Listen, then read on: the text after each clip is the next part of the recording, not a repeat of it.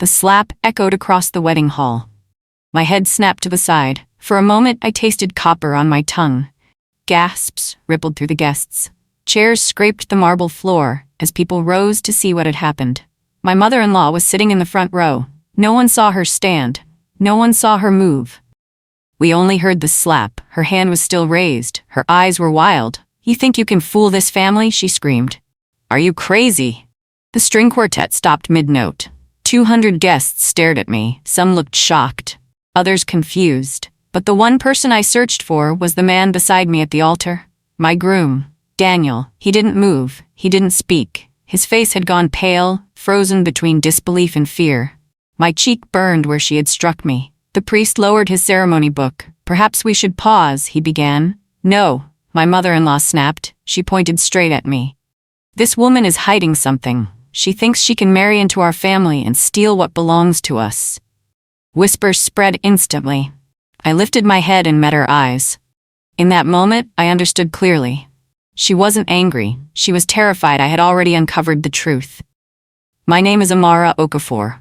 The woman who slapped me at my own wedding had no idea that within 24 hours, her entire world would collapse around her. Before I tell you what happened next, if you enjoy stories about family betrayal, shocking secrets, and the moment the truth finally destroys the people who thought they were untouchable, make sure you subscribe.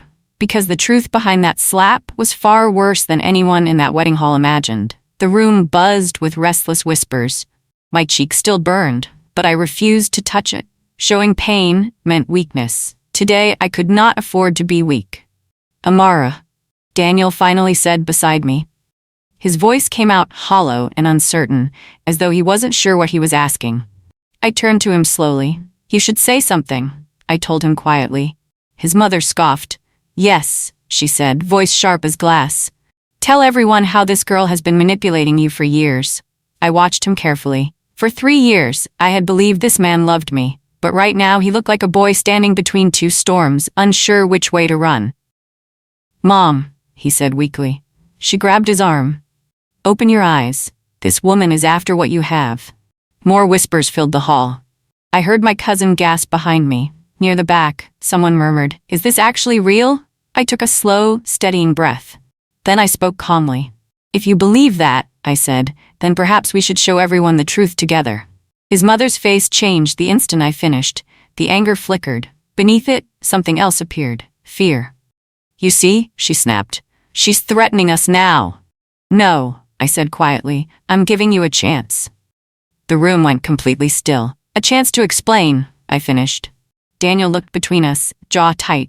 "Explain what?" he asked. His voice was unsteady. I reached into the small white clutch bag at my wrist. That single movement made several guests lean forward.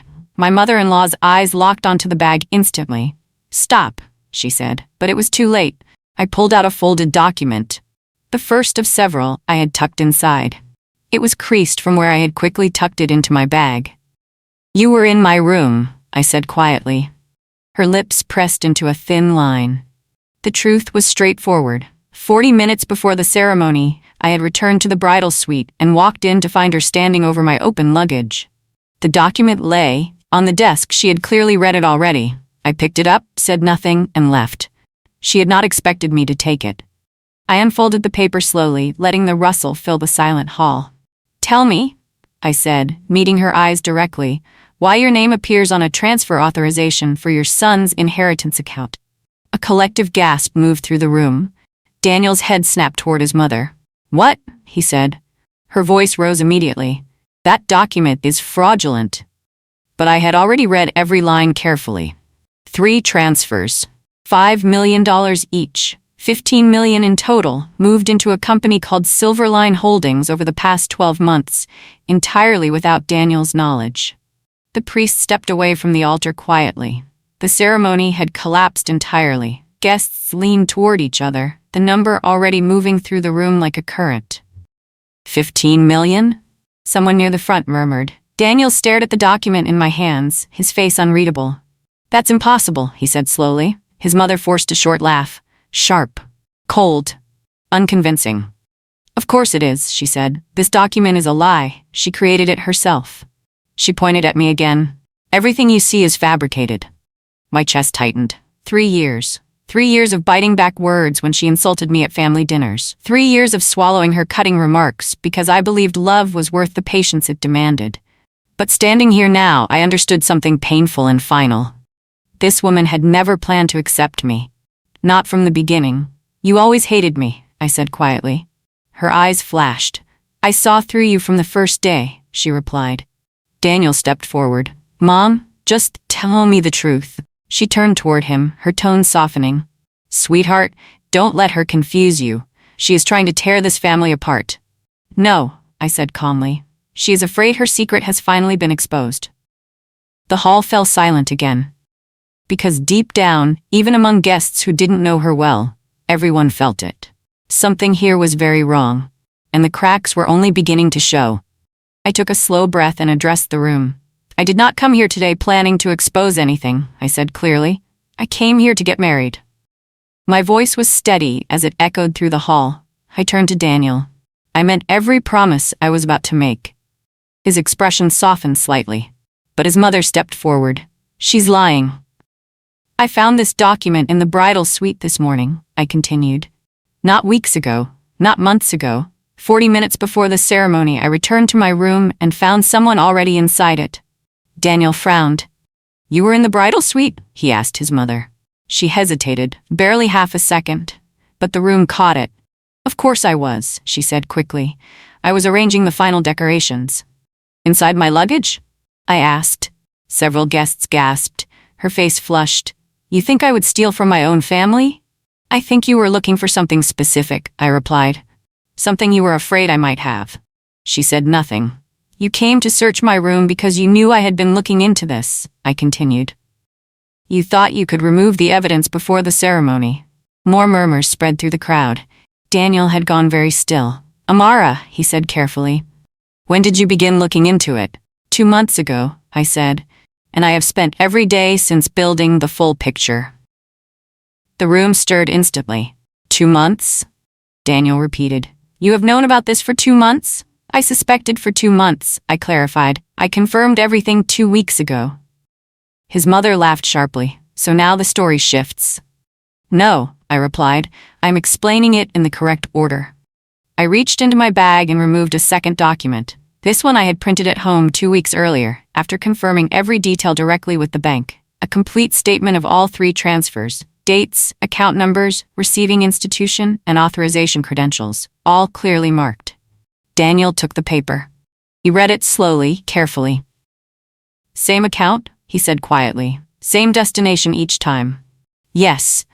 All 3 transfers went to Silverline Holdings. Yes. He looked up at his mother. What is Silverline Holdings? She folded her arms. A family investment vehicle. That you control? That manages family assets responsibly. Daniel's voice tightened. Without telling me? You didn't need to be involved in every detail. I watched her carefully. She was still performing confidence, but it was stretched nearly to breaking. A legitimate family investment company, I said, would appear in the public business registry as a licensed financial entity. She said nothing. Silverline Holdings is not registered as an investment firm, I continued. I checked the public filings myself.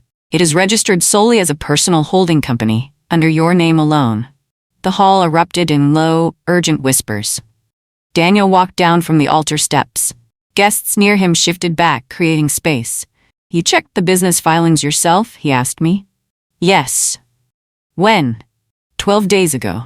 2 days after I had confirmed the transfers with the bank. His mother's voice turned cold. You contacted our private bank?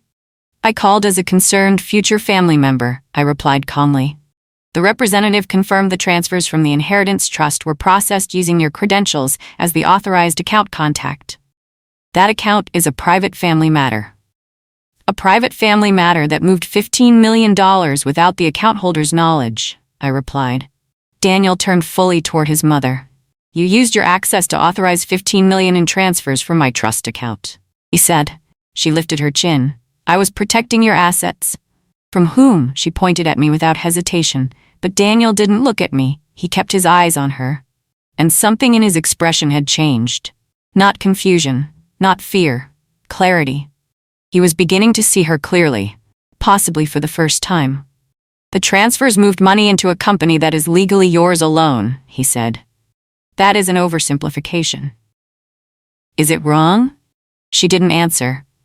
Around the room, people who had known Daniel's family for decades were watching his mother with the quiet, devastating attention of people who had begun to change their minds about her entirely. Daniel handed the papers back and rubbed his forehead. Walk me through the timeline, he said. From the beginning. I nodded. 2 months ago, I noticed an unusual withdrawal notation in a household financial document you had left open on the laptop. The amounts were large enough to give me pause. Why didn't you come to me immediately? Because I had nothing solid. Only a number that looked wrong. His mother scoffed. She was conducting surveillance on our family. I was concerned, I replied evenly, so I began looking into public records connected to the trust account. And 2 weeks ago? Daniel asked. I confirmed everything. The bank statement, all 3 transfers, the registration documents for Silverline Holdings. I had every page printed and kept securely with me. In your bridal suite luggage, he said. Yes. Which she found this morning. Which she found, I agreed. Daniel turned to his mother. When you went to Amara's room this morning, you were looking for those documents. She said nothing, which means you already knew what she had discovered, he continued. And rather than explain yourself, you walked into this ceremony and struck my future wife in front of 200 people. He looked at her for a long, quiet moment. Because you panicked. The hall was completely silent. Not a chair moved. Not a whisper stirred. Only the sound of the truth, finally landing where it belonged. His mother's composure cracked slightly along the edges. You are choosing the word of a stranger over your own mother, she said. I am choosing evidence over silence, Daniel replied. She turned to the guests, her voice rising to reach them. Look at what this woman has done. On your wedding day, she has turned your family against you and made this hall into a courtroom. Is this who you want beside you for life? A few guests looked uncertain. I could see her pulling at the loyalty she had spent years building, but then Daniel spoke. If the money is properly invested, you can show the records right now. Silence. She didn't move. Silverline Holdings manages investments. You said so. He kept his voice steady. Then there are statements, returns, a portfolio. Still nothing. He waited. The room waited with him. Mom, he said, quieter. If the money is safe and accounted for, this ends the moment you show us where it is. Her jaw tightened. Her eyes swept the room, taking inventory of every watching face. And in that long, stretching silence, the answer became louder than any words she could have spoken. There were no investment records. Because there was no investment. There was only control, and the desperate need to maintain it at any cost. I set the documents on the altar table and spoke steadily. There is one more detail, I said. My mother-in-law looked at me sharply. You have done quite enough. The registered address for Silverline Holdings, I continued, is not an office building. It is not a financial institution. It is a private storage facility on the eastern edge of the city. A low murmur moved through the crowd. Daniel frowned. A storage facility?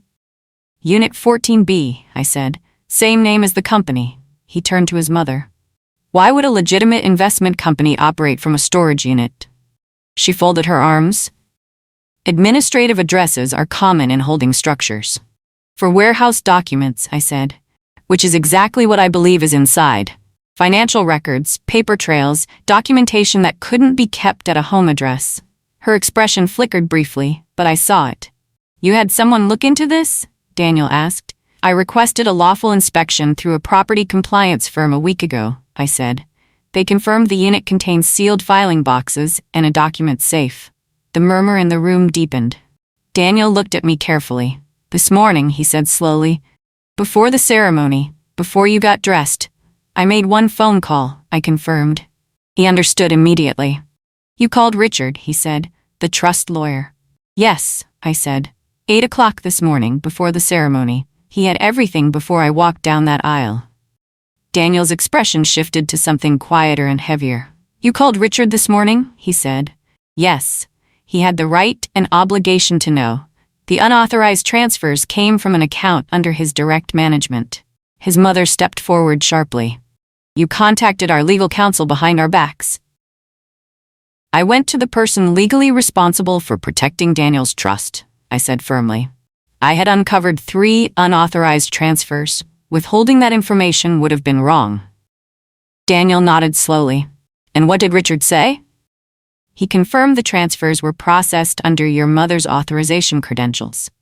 He also told me he had raised a concern after the second transfer, 6 months ago, when the destination company showed no financial history. He received a written response assuring him the transfers were sanctioned family decisions. A collective breath left the room. She sent your lawyer written assurance that you had approved the transfers, I said, without ever telling you. Daniel turned slowly. Mom? She said nothing. You sent Richard written confirmation that I had authorized those transfers? Still nothing. Did you forge my approval? He asked. Her voice, when it finally came, was quieter than it had been all day. I was protecting what belongs to this family. From me, he asked. She didn't answer, but her silence was the loudest thing in the room. Daniel looked at me. Then he reached for his phone. I'm calling Richard directly, he said. Daniel. Richard's voice came through clearly. I've been expecting your call. Amara reached me this morning, but you need to hear this directly from me. Daniel looked at me briefly, then at the phone. Then tell me. 3 transfers were processed from your inheritance trust over the past 12 months, Richard said. $5 million each. $15 million total. All 3 were authorized under your mother's credentials and accompanied by a letter bearing what appeared to be your signature. Daniel closed his eyes briefly. Was my signature verified? It was submitted on family letterhead with a formal cover letter. We had no reason to question it. However, when I flagged my concern after the second transfer, 6 months ago, the destination company showed no financial history. I received written assurance that Silverline Holdings was a new, legitimate family investment vehicle. That assurance came from my mother, Daniel said. Less a question than a recognition. Yes, Richard confirmed. The hall went absolutely silent. Daniel lowered the phone. His hand was steady. His face had changed completely. He looked at his mother as if seeing a stranger wearing a familiar face. You forged my signature, he said. She lifted her chin. Everything I did was for you. You forged my signature, he said again, quieter, slower. I'm 10 minutes away, Richard said. I have the full records with me. And trust me, what happened next changed everything. If you're enjoying this story so far, take a second to subscribe. Most people who watch these stories aren't subscribed, and it really helps the channel bring you more unbelievable family betrayal stories like this one. The guests who had watched in stunned silence now looked openly grave. Several long-standing family friends sat forward with the weight of people witnessing something they could never undo. These were business partners, trusted advisors, people who had attended Daniel's christening, his graduation, his father's memorial. They understood exactly what had just been confirmed. His mother seemed to register the shift. Her eyes moved across the hall, no longer performing outrage, but calculating damage. I addressed the room carefully. I want to say something to everyone here, I said. Faces turned toward me. I did not want today to become this. I came here this morning to marry the man I love. I carried those documents only as a precaution, praying I would never need them. A few guests nodded. When I returned to my bridal suite 40 minutes before the ceremony and found someone going through my belongings, that precaution became necessary. I looked directly at my mother-in-law. You came to that room to remove the evidence. You struck me in this hall to discredit me before I could speak. Neither worked, because the truth does not require my help to survive. She stared at me, jaw tight. For the first time since the ceremony began, she had nothing left to say. Daniel still had his phone open. Richard, he said quietly. How close are you? Pulling into the car park now, came the reply. The doors at the back of the hall opened 3 minutes later. Richard Adeyemi walked in with deliberate steps. He was tall, silver-haired, dressed in a dark suit. He had been scheduled as a wedding guest, which was why reaching him that morning had been straightforward. Beside him walked 2 compliance officers from the bank's private wealth division. No one had called the police. Not yet. Richard walked to the altar, greeted Daniel, then addressed the hall. This matter concerns a managed trust, he said, and requires immediate professional attention. He opened his folder. 3 unauthorized transfers. $15 million. Destination, Silverline Holdings. he paused. There is a second matter. A forged letter bearing the signature of Amara Okafor, found in the storage unit. A third matter, anonymous messages sent to Daniel over at least 2 years. A fourth, 18 months of payments to a woman who attended 8 arranged gatherings at this family's home. He closed the folder. And a fifth. He reached into the document case beside him and produced a sealed envelope. Aged, handwritten. This was also found in the storage unit. It is addressed to Daniel. It is written in his father's handwriting. For the first time since the ceremony began, my mother-in-law made a sound, not words, just a breath. Sharp, involuntary. The room heard it. Daniel looked at the envelope in Richard's hand, then he looked at his mother. The silence that followed was the deepest yet. My mother-in-law was no longer looking at Richard. She was no longer looking at me. She was staring at the envelope. And I understood it now. Not just the money or the forgery or Vivian. The thing underneath all of it. The thing she had been protecting long before I ever appeared in Daniel's life. His father had known something. Known it well enough to write it down, seal it, address it to his son. And she had found it first. Had carried it for years inside a storage unit, buried under $15 million worth of misdirection, forged signatures, and a replacement woman strategically placed at family dinners. Every layer of the plan served one purpose. Not to keep the money, and not even to remove me. It was to make sure Daniel never reached that envelope.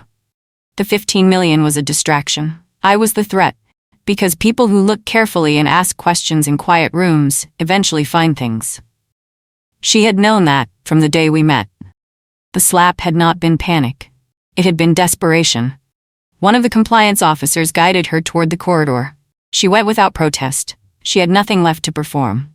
At the doorway, she looked back at Daniel. He was still looking at the envelope. He did not look up. Then she walked through the door. After a long moment, Daniel turned to me. We were still standing near the altar where the ceremony should have ended. Instead, we stood in the quiet aftermath of everything dismantled. How long have you been carrying this alone? He asked. 2 months of suspicion, I said. 2 weeks of certainty. He closed his eyes briefly. Why didn't you tell me when you confirmed it 2 weeks ago? I chose my words carefully. Because I was afraid, I said. Of what? Of 2 things, I replied. First, that I would bring you something this enormous and you would not believe me. That you would think I was jealous, or calculating, or trying to drive a wedge between you and your mother. He was quiet. And second, he asked. That you would believe me, I said. And that it would break you, and that if I handed you these 2 weeks before our wedding, it would break us before we had even begun. He was silent for a long moment. So you carried it alone until you had no choice, he said. Until she walked into my room this morning, I replied, and removed that choice entirely. He looked at the altar table, at the ceremony book, at the rings in their small white cushioned box. Then he looked at me. I should have defended you the moment she raised her hand, he said. I didn't, I'm sorry. She slapped you, he said. Yes. In front of everyone. Yes. I should have moved instantly. I should have stepped in front of you. Instead, I stood there.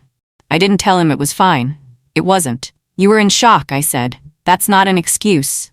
No, I agreed. It isn't. He exhaled. I have spent my whole life watching her manage everything. Business decisions, family finances, social arrangements. I trusted her without limits because she always made things work. I know. I never thought to ask what those things cost, he said. Or who was quietly paying for them. I thought about the 3 years I had spent navigating her coldness, her habit of calling me Daniel's companion to people she wanted to impress, the family meetings I was excluded from, the conversations she steered him away from. She had not simply been protecting money. She had been protecting control. Over Daniel, over every decision she could reach, and she had seen me from the very first meeting as a threat to that control. She wasn't only afraid of losing the money, I said.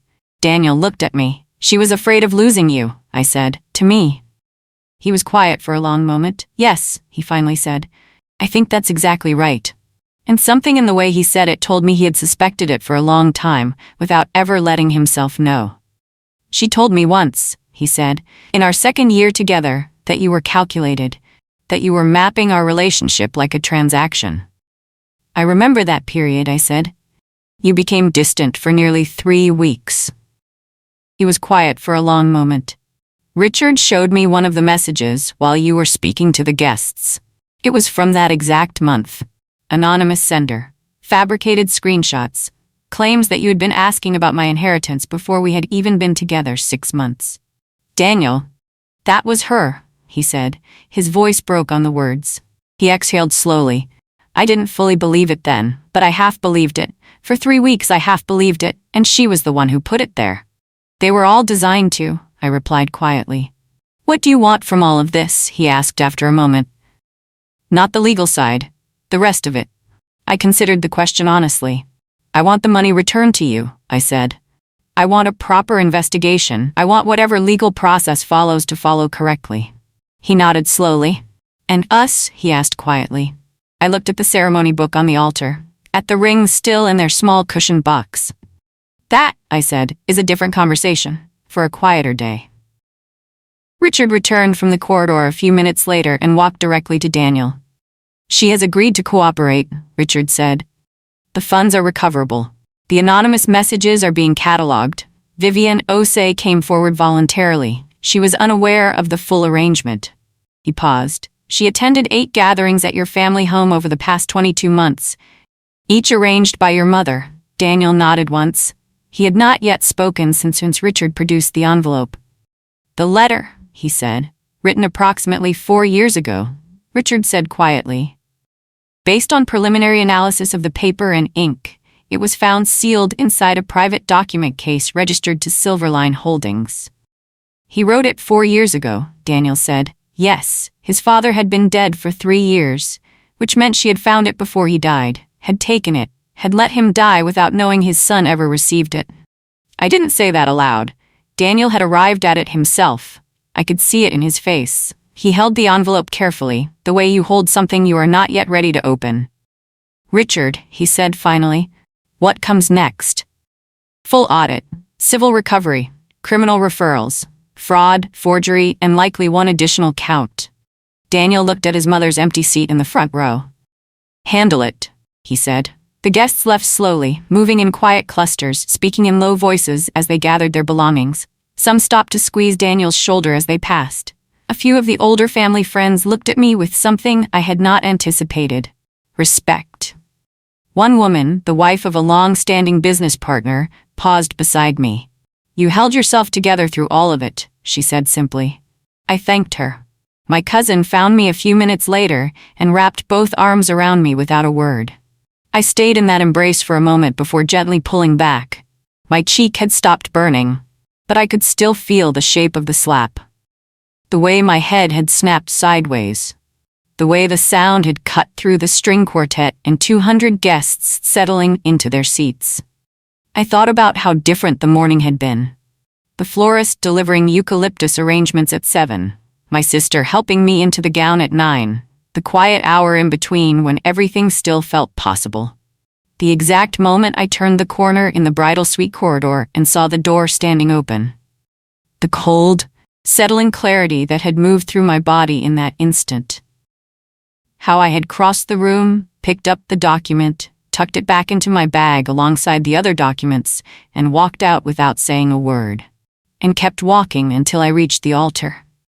Daniel found me 20 minutes later at the tall windows on the far side of the hall. The evening light had turned deep amber. The wedding flowers still stood in their arrangements, perfectly undisturbed, as if nothing had touched them. Richard has everything he needs, he said. He will call us both tomorrow. I nodded. She didn't leave angry, he said after a pause. She left looking small. I noticed, I said. I've never seen her look like that before. She has spent her entire life being the most commanding person in any room she entered, I said. Today was the first time the room refused to cooperate. He was quiet for a moment. Half the guests today have done business with her for 30 years. They deferred to her, consulted her. Yes, that's finished now. Yes, I said. He looked across at the altar. The ceremony book still lay there, unopened at the vows. I had memorized mine, he said quietly. Something moved in my chest. So had I said. He turned to look at me. We could still, he began. I shook my head gently. Not today, I said. Today needs to remain what it was. You don't place something new over something broken and call it whole. He was quiet. Then he nodded. He understood. Outside, the city continued as it always did. Cars moved through the evening streets. Music drifted from an open window somewhere nearby. I sat on a stone bench in the small courtyard beside the venue. My cousin had gone to bring the car around. My dress pooled around the bench, creased from the long hours of standing. Daniel came out a few minutes later and sat at the far end of the same bench, not beside me, simply present. I keep thinking about the moment she slapped you, he said. I waited. She wasn't trying to hurt you, he said. She was trying to stop you. She thought if she created enough chaos, enough noise, you would retreat. I know, I said. She miscalculated. She had never been in a room with someone who had already accepted the worst possible outcome, I said. He looked at me. What do you mean? I mean that I had already made peace with losing everything before I walked down the aisle, I said. I had decided that if the truth needed to be spoken today, I would speak it. Whatever followed. He was quiet. Even if it cost you everything we had planned? Even then, I said. He looked at his hands. That is a very particular kind of courage, he said. I didn't answer.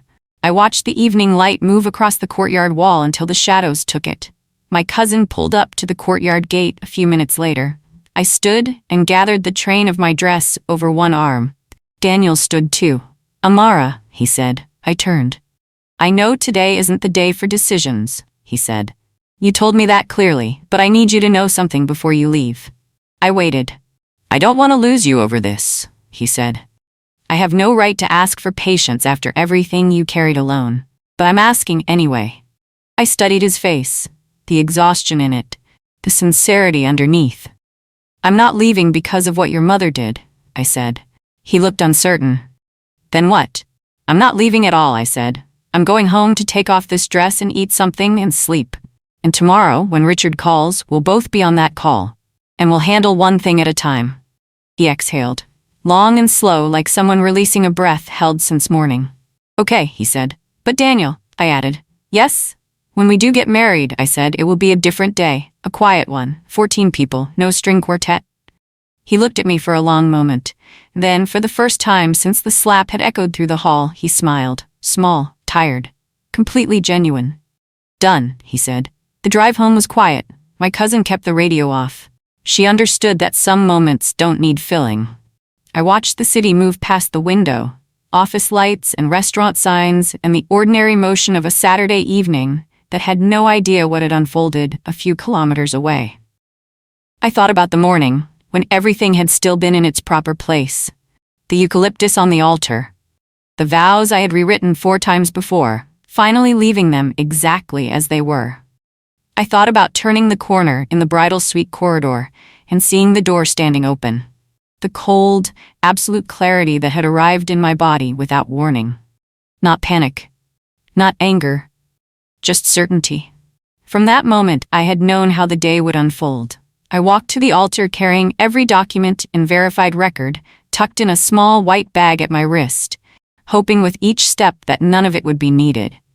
That she would look at me and choose differently. She didn't, but something had still been recovered from the ruin of the afternoon. Daniel had seen the truth. Richard had the evidence. The money would be returned, and a woman who had spent years ensuring nothing moved without her permission had finally stood in a room that refused her control. Sometimes the truth must dismantle the wrong thing before it can build the right one. 3 weeks later, Richard confirmed the $15 million had been fully returned to Daniel's trust account. The forgery referrals and the anonymous message campaign were with the relevant authorities. A further charge had been added. Suppression of correspondence. Daniel read his father's letter the night of the wedding day. Alone, in his car, in the car park outside the hall. He told me about it a week later, on an evening when the conversation had finally reached that place. His father had discovered the affair 2 years before he died. He had written the letter to warn Daniel, not about money, but about her. About the patterns he had seen. About the way she managed the people she loved until they could no longer see clearly. He had sealed it and left it on his desk to post the following morning. She had found it first. She had carried it for 2 years. Hidden it, when he died. Locked it in a storage unit with $15 million.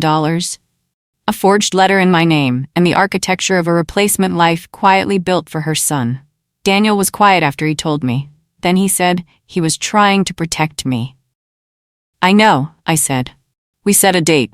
A small venue, 14 guests. On the morning of our wedding, I dressed in a quiet room, my sister beside me. All that remained was to begin. Thank you so much for staying with me until the very end. If you enjoyed this story and want to hear more shocking family betrayal and revenge stories like this one, make sure you subscribe and turn on notifications so you never miss the next one. Because sometimes the truth takes years to surface. But when it does, it changes everything. I want to know what you think. After everything that happened, if you were Amara, would you still marry Daniel after what his mother did?